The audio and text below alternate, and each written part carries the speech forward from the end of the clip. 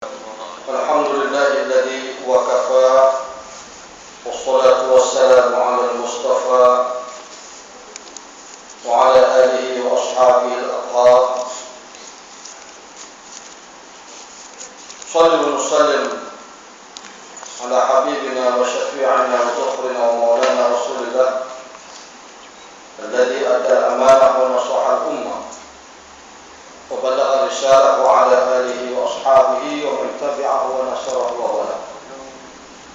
سبحانك لا علم لنا إلا ما علمتنا إنك أنت العليم الحكيم.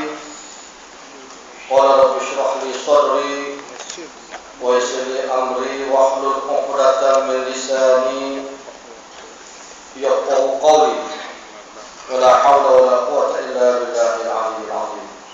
Semati kasih seluruh pimpinan masjid, seluruh fadilah, ketua imam, ketua bilal, dan rekan-rekan, saudara muslimin muslimat sidang Jumat yang dirahmati Allah.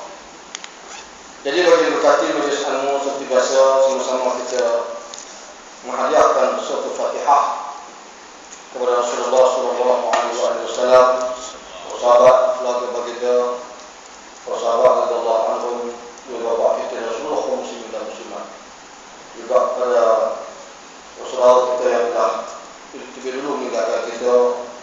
Fatihah. Sambung daripada Minhajul Abidin, mengikut catatan saya dalam kitab ini, di mana pada tazkirah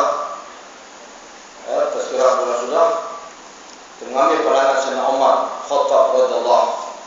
Pandangan dia telah diterjemahkan, ya, mana akhirnya kita mengambil, dia minta kita ambillah dia sebagai jalan, ambillah dia sebagai jalan persiapan untuk menghadapi hari masam, hari pembalasan.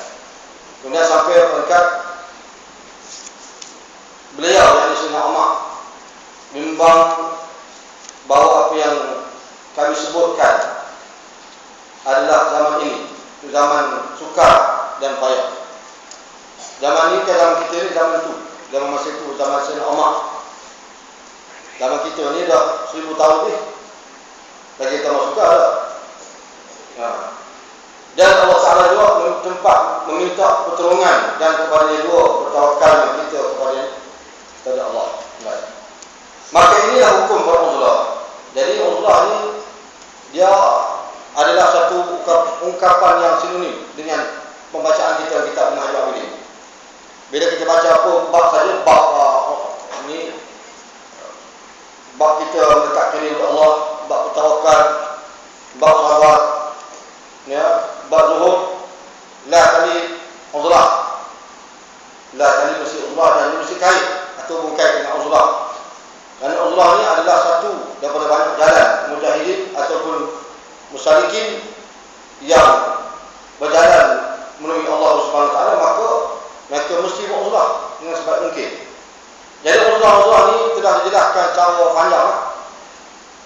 Uzlah telah dijelaskan dalam tazkirah yang sudah dengan secara detail. Jadi malam ini pun disebut juga. Inilah hukum uzlah dan menghasilkan diri daripada orang ramai. Dan sebut dululah dalam beberapa siri kuliah sudah. Ini hukum uzlah ketika manusia menjadi fasik macam mana, ya, dan keadaan macam mana kita kena kembali menghadap orang ramai. Jadi dia kata juga balik, inilah hukum uzlah dan menghasilkan diri daripada orang ramai. Sebab itu hendaklah anda memahami, hendaklah anda memahami benar-benar, sungguh-sungguh, kerana sesungguhnya tersalah dalam perkara ini. Kalau kita tersalah mengambil jalan persiapan tadi yang disebut oleh Sayyidina Umar, dalam perkara ini ada besar padanya dan mudarat banyak. Wabillahi taufiq. Itu terhenti tangguh cakap tu pada sesi sudah. Jadi kalau silap pilih, jadi nyumbang kita bawa mudarat. Ya, biar pilihan kita pilihannya mendatangkan manfaat. Mendatangkan manfaat apa kita pilih. Biarlah sesuai pemilihan Pak Ustaz, saya sebut juga pemilihan sudah. Jadi jangan timbullah kenapa mak satu timbalan presiden lah. Itu telah menjadi pilihan Allah. Allah meletakkan beliau dilantik jadi timbalan presiden walaupun menang dengan majoriti DPP. Itu adalah pilihan Allah. Untuk Allah menetapkan orang-orang yang tertentu untuk dipilih menjadi pemimpin besar atas muka bumi ini. Jadi tak ada lah orang tak boleh lah kita nak tak puas hati sebagainya. Itu dah menjadi pilihan Allah.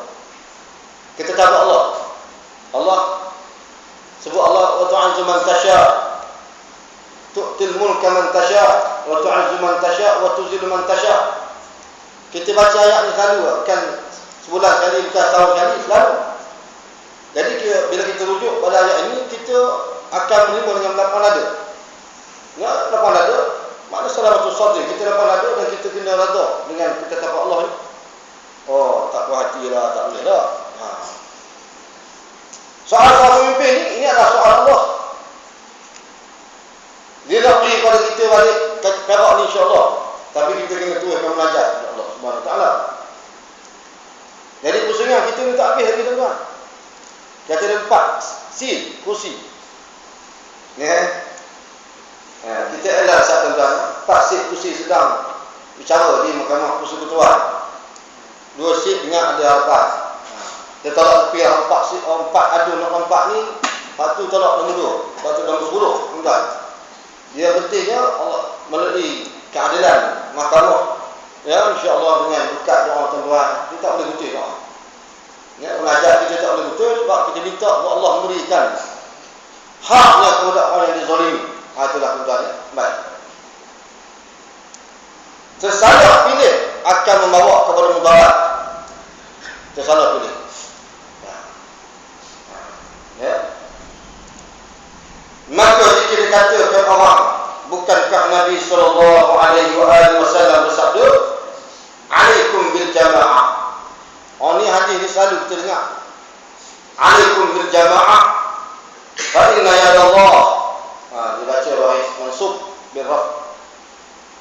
Ya, mansub bil fath. Fa inna masuk inna adatul nasbin. Dia menasabkan sesudah itu isim. Jadi baca berkata, "Fa inna yadallah." Fa'inna ya Allah ta'ala 'ala al-jama'ah wa inna syaitan dhibul insan ya'khudhu syarda wal nahiya wal qasiyah wal fadda wa qala inna syaitan ma'al faddi wa huwa min al-ithnain al-ab'ad atau kama qala. Yang bermaksud wajib atas kamu berdamping dengan jemaah, atau senang kita sebut hendaklah kamu bersama dengan jemaah. Alaikum bil jamaah. Itu terjemah secara keseluruhan hadis itu. Kalau terjemah secara satu-satu, alaikum atas kamu dengan jemaah. Tak faham? Ada ustaz-ustaz di mana ini bukan suruh kita jadi minta kita masuk umat Islam. Dia tak faham hadis ni. Hadis ni adalah perintah wajib, bukan perintah sunat. Masuk jemaah ni bukan sunat, perintah wajib. Kita tahu dah, lama dah kita tahu dah. Alaikum bil jemaah. Ulama hadis menafsirkan hadis ni wajib atas kamu menyertai jemaah. Bukan sunat, wajib. Kalau ada ustaz yang katakan sunat, dia duduk dalam jemaah ni, karut lah ustaz sebenarnya kan. Itu karut lah. Ataupun mereka mendiamkan diri, tidak menghuraikan secara lanjut tentang wajib atau tidak menyertai jemaah Islam. Wajib atau tidak menyertai jemaah Islam ni kita telah rujuk kepada beberapa ulama-ulama besar, ulama-ulama haraki dunia, ulama kontemporari, seperti Dr. Fatih Yakan, yang hidup lagi tuan, Syekh Dr. Yusuf Qardawi. Semua mereka mengatakan hadis ini adalah perintah amrun lil wujub. Amrun lil wujub ini perintah wajib, bukan perintah lil sunnah. Kalau kita mengaji syarah ni, perintahnya ada berapa banyak? Sirah lil amri, sirah lil wujub, sirah lil nahi. Nah, ini sirah ni amrun lil wujub. Perintah wajib lil wujub. Wujub tu wajib. Perintah wajib untuk kita menyertai jemaah.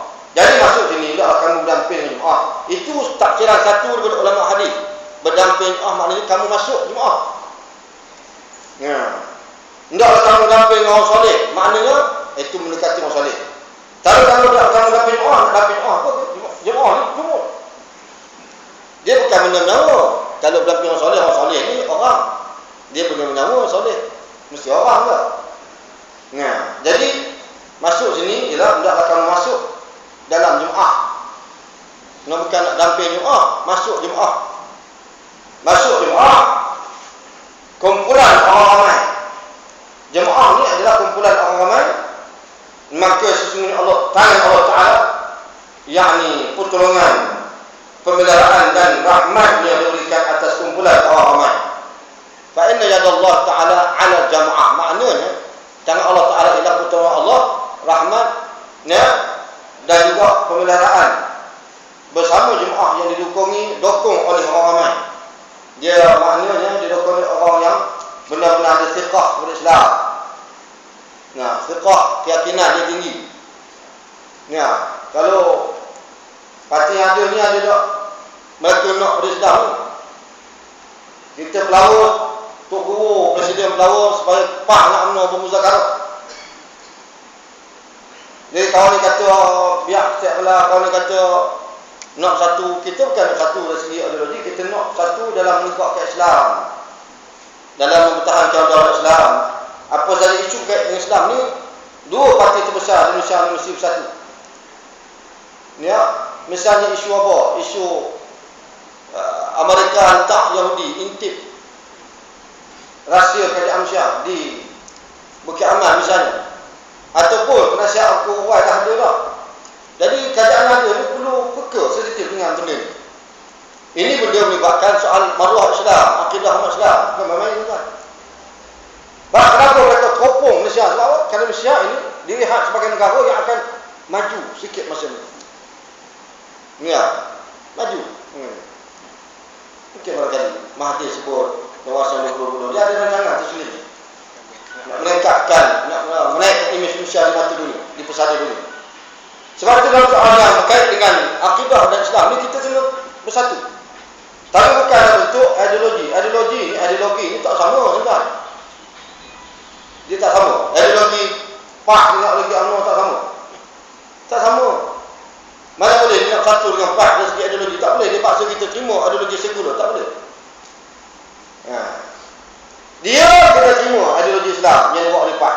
Kita tak boleh terima ideologi UMNO yang masyarakat budaya UMNO, yang masyarakat budaya sekular. Tak boleh. Jadi adalah semua songi gitu gini dalam akhbar, dalam Facebook. Sonok sangatlah kerajaan nak satu dengan PAH ni. Kalau dulu orang Perak kata apa, kalau Cina kata boleh tak layan lah juga. Boleh lah kalau PAH nak satu, nak minta negara. Siapa PAH ni kecil lah. Lah ni bila Mak Sabu menang tuan-tuan, turun buat UMNO ni. Dia pun nak supaya Mak Sabu kalah. Ya, aduh. Jadi kalau dia kata sini maknanya naklah kamu bersama jemaah yang didokongi oleh orang ramai. Siapa dia orang ramai? Dijelaskan dalam hadis akhir zaman. Orang yang tidak fasik. Jadi duduk dalam kumpulan yang fasik ini tuan-tuan, dia tolak Islam. Cakap rapuh. Ini tak boleh dikatakan parti orang ramai, tak boleh. Parti orang ramai yang didokongi oleh orang tidak fasik, orang soleh, orang baik, ini boleh kita ikut, boleh kita masuk register, boleh masuk register tak ada masalah. Jadi kena faham tu. Walaupun bilangan parti ini sikit banyak itu tidak jadi ukuran. Kalau dulu parti sekular ni banyak ahli-ahli dia. Parti Islam ni sikit. Bila sikit ni dilihat sebagai satu daripada syarat nak masuk parti mesti banyak orang. Kalau sikit orang tak boleh masuk parti ni. Kerana dia lemah, sifat dia lemah. Sifat lemah mana boleh kita nak bertongkat dengan parti yang lemah. Biar pokok yang tidak kuat, dahan yang rapuh, buah yang tumbuh pun dia akan jatuh, akan lupa. Dia kata gitu. Dalam bab ini kita rujuk pada usul maknanya parti yang kuat didokongi oleh orang yang baik, yang tidak dilihat sebagai fasik. Kalau kumpulan itu fasik, tak boleh kita masuk dalam kumpulan itu. Ni ulama-ulama yang menghukum UMNO, dia kena faham betul-betul. Dia kena faham betul-betul. Maknanya saya kena fokus pada jamaah. Sebab dia sebut sini alaikum bil jamaah. Dia dah kitab tasawuf sebut, dalam kitab sirah sebut jamaah. Dalam fiqh tak sebutlah, fiqh cara soal muamalah, ibadat, nakahat, jinayat, jihad. Dalam bab ini, dalam kitab sirah, kitab tasawuf sebut pasal jemaah.